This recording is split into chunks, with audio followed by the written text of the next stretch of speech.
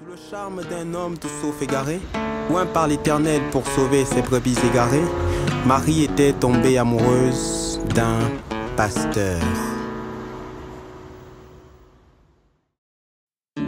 Pasteur de passage, pas si sage que ça, au regard du petit être qui habitait déjà le ventre de la Vierge. Sainte Marie était désormais Marie enceinte. Et bientôt, 9 mois plus tard, Marie verra l'être derrière son premier retard, une toute petite femme du nom d'Adèle Mitomimba. Les jours passèrent et les mois suivèrent, le pasteur et l'amour s'en allèrent, épandre le verbe vers d'autres terres, laissant Marie seule, mère et pauvre célibataire. Il fallut donc à Marie un mari, et Marie eut donc un mari. L'avait-elle choisi?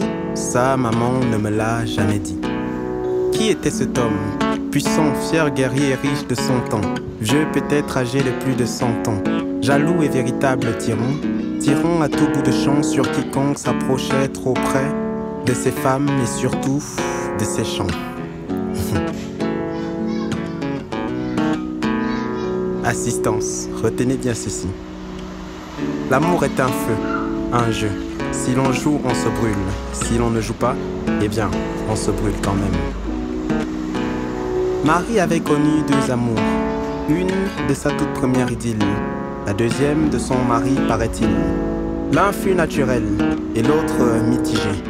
Foyer partagé entre plusieurs autres femmes, où chaque seconde écoulée la rapprochait peut-être d'un terrible drame. Mais Marie, bénie d'entre toutes les femmes, reçut un signe.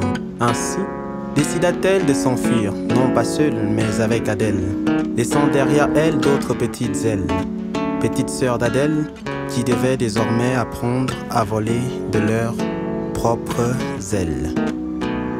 À ses trousses, son mari, une meute de chiens et d'innombrables hommes barbares, la poursuivaient pour la ramener dardard dans un foyer où elle en avait plus que marre. Marre d'avoir mal de voir son mari traiter mal, maltraiter sa petite chérie, sa fille aînée Adèle, qui n'était donc pas de lui.